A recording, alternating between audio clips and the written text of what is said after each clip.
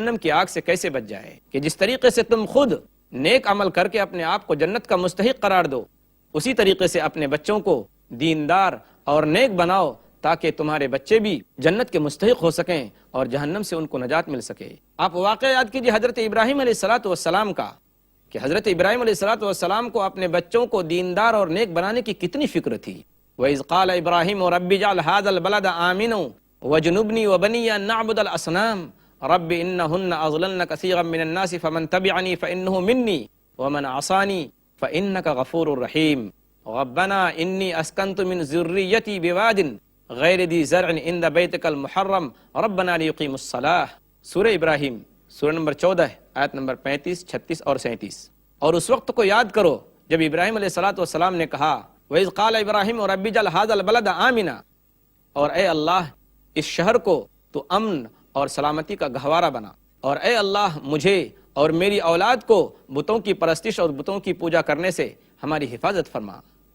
اے مولا کریم، ان بتوں نے بہت سارے لوگوں کو گمراہ کر دیا ہے، لہذا جس شخص نے میری اطاعت کی، میرا اتباع کیا، وہ مجھ میں سے ہے، اور جس نے میری نافرمانی کی تو معاف کرنے والا اور رحم کرنے والا ہے۔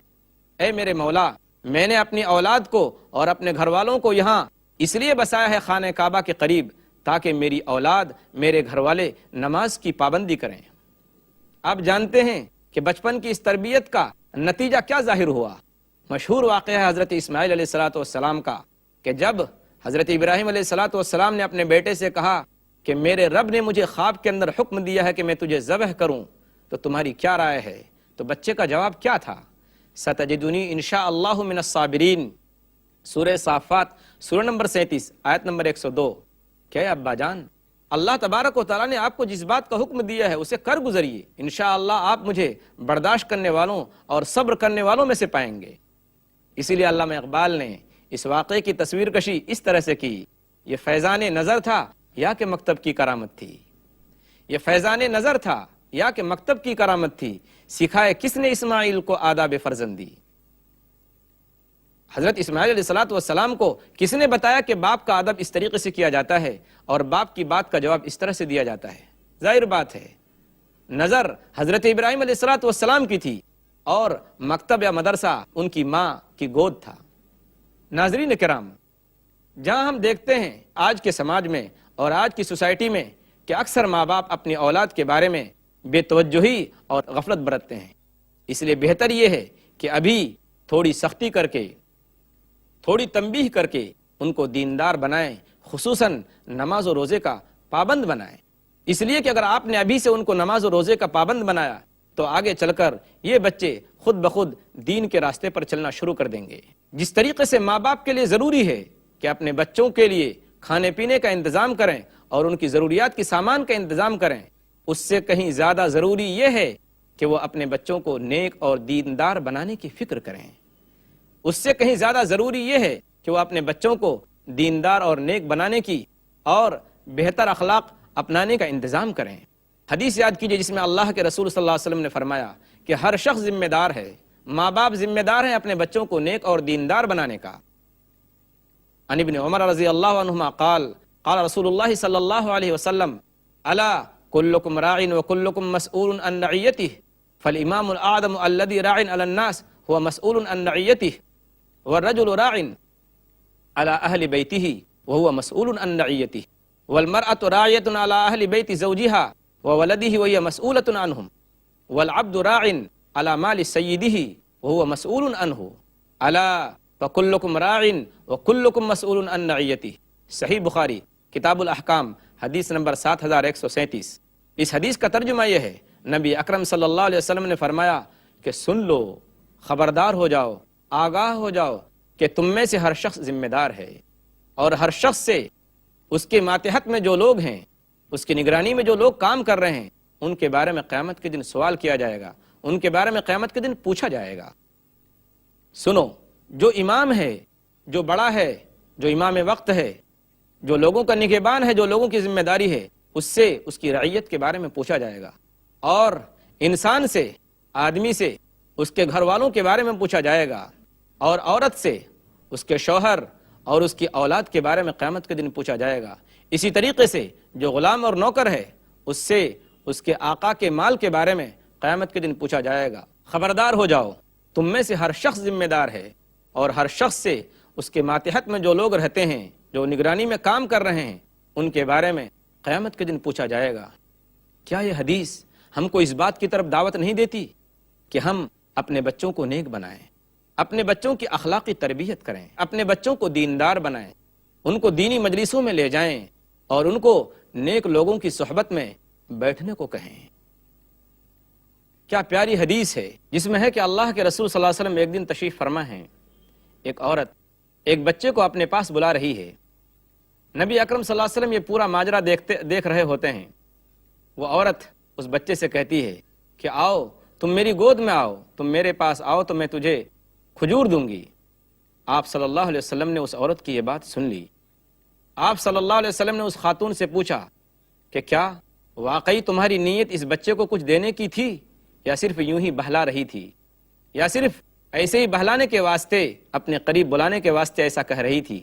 اس عورت نے کہا کہ اللہ کے رسول صلی اللہ علیہ وسلم، میرے پاس ایک کھجور تھی اور میں وہ اس کو ضرور دیتی۔ آپ صلی اللہ علیہ وسلم نے فرمایا کہ اگر تم نے اس کو کھجور نہ دیا ہوتا اور تمہاری نیت کھجور دینے کی نہ ہوتی اور تمہارے پاس اگر کھجور نہ ہوتا تو یہ جھوٹ ہوتا۔ سنن ابو داؤد کتاب الادب حدیث نمبر 4991۔ اس حدیث سے ہم کو جو بات ملتی ہے، اس حدیث سے جو نتیجہ نکلتا ہے وہ یہ ہے کہ ہم کو بچوں کی تربیت کس طریقے سے کرنی ہے، بچوں کو کس طریقے سے ہم کو دیندار بنانا ہے۔ آپ دیکھیے کہ بچپن ہی سے یہاں بتایا جا رہا ہے کہ کسی طریقے سے کہ بچہ جھوٹ نہ بولے، یہ نہ ہو کہ بچہ جھوٹ سیکھ لے اور اس کے نزدیک جھوٹ بولنے کی کوئی اہمیت ہی نہ ہو، یعنی وہ یہی نہ سمجھے کہ جھوٹ بولنا بھی کوئی بری چیز ہے۔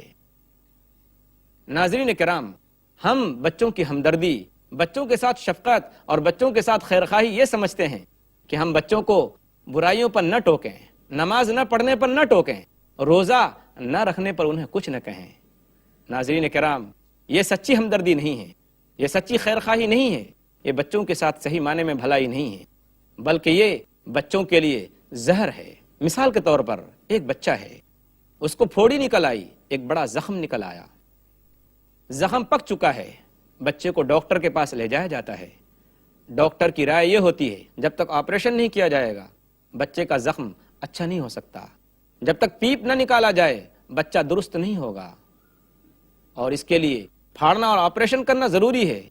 اب اگر باپ یہ کہے ڈاکٹر کے سامنے کہ نہیں، آپ ایسا مت کیجئے، اگر آپ ایسا کریں گے تو میرا بچہ روئے گا، میرا بچہ منہ بنائے گا، تو کیا آپ کہہ سکتے ہیں کہ اس موقع پر جبکہ بچے کو اس پھوڑی اور زخم کی وجہ سے اس کی جان کو خطرہ ہے، ایسے موقع پر کیا بچے کا باپ بچے کا صحیح معنی میں ہمدرد اور خیرخواہ ہے، یا وہ ڈاکٹر جو اس بات کا مشورہ دے رہا ہے کہ بچے کے زخم کو پھاڑنا ضروری ہے اور اس کا آپریشن کرنا ضروری ہے؟ ناظرین، صحیح معنی میں بچے کا جو ہمدرد ہے، بچے کا جو خیرخواہ ہے، وہ ڈاکٹر ہے جو بچے کی جان بچانے کی اور بچے کو تندرست کرنے کی فکر کر رہا ہے، نہ کہ وہ باپ جو تھوڑی دیر کی تکلیف برداشت کرنے کے لیے تیار نہیں۔ ناظرین کرام، جب ہم حضور اکرم صلی اللہ علیہ وسلم کی احادیث کا مطالعہ کرتے ہیں تو ہمیں یہ بات بھی ملتی ہے کہ آپ صلی اللہ علیہ وسلم نے بچوں کی تربیت، ان کو دیندار بنانے میں، ان کو نیک بنانے میں کیا کیا طریقہ اپنایا۔ صحیح بخاری کی روایت ہے، ابو ہریرہ رضی اللہ تعالیٰ عنہ اس حدیث کے راوی ہیں، اخذ الحسن بن علی تمرۃ من تمر الصدقہ فقال رسول اللہ صلی اللہ علیہ وسلم کخ کخ ارمی بہا اما علمت انا لا ناکل الصدقہ۔ صحیح بخاری کتاب الزکوٰۃ۔ اس حدیث کا ترجمہ یہ ہے کہ ایک مرتبہ حضرت حسن ابن علی رضی اللہ تعالی عنہما نے صدقے کی ایک کھجور اٹھا لی۔ اخذ الحسن ابن علی تمرۃ من تمر الصدقہ فجعلها فی فیہ، اور پھر اس کو لے کر کھانا شروع کر دیا۔ جب حضور اکرم صلی اللہ علیہ وسلم نے ان کو کھجور کھاتے ہوئے دیکھا تو کہا کخ کخ ارمی بہا۔ یہ کخ کخ عربی زبان کا لفظ ہے۔ جس طریقے سے ہم اردو کے اندر اپنی زبان میں کسی بچے کے منہ میں اگر کوئی چیز ہو اور ہم کو اگلوانا مقصود ہو، منہ سے نکلوانا مقصود ہو، تو ہم کہتے ہیں تھو تھو۔ بالکل یہی بات حضور اکرم صلی اللہ علیہ وسلم نے بیان فرمائی کہ دیکھو اس کو منہ سے جلدی نکال دو، اس کو نکال کر باہر پھینکو۔ کیا تمہیں معلوم نہیں کہ ہم لوگ صدقے کی چیز نہیں کھاتے؟ اب آپ اس حدیث کو سامنے رکھ کر سوچئے کہ حسن ابن علی رضی اللہ تعالیٰ عنہ بہت چھوٹے ہیں، بہت کم عمر ہے ان کی، اور حضور اکرم صلی اللہ علیہ وسلم ان سے صدقے کی چیز ان کے منہ سے نکلوا رہے ہیں۔ ناظرین کرام، اس حدیث سے یہ بات واضح ہو گئی کہ ہمارے لیے ضروری ہے کہ ہم اپنے بچوں کو دیندار اور نیک بنائیں، اور بچپن ہی سے، کم عمر ہی سے ان کو روزے رکھوائیں۔ اللہ تبارک و تعالی ہمارے بچوں کو، ہمارے نونہالوں کو نیک بنائے اور انہیں کم عمر ہی سے روزہ رکھنے کی توفیق عطا فرمائے۔ آمین۔ وآخر دعوانا ان الحمد للہ رب العالمین، والسلام علیکم ورحمۃ اللہ وبرکاتہ۔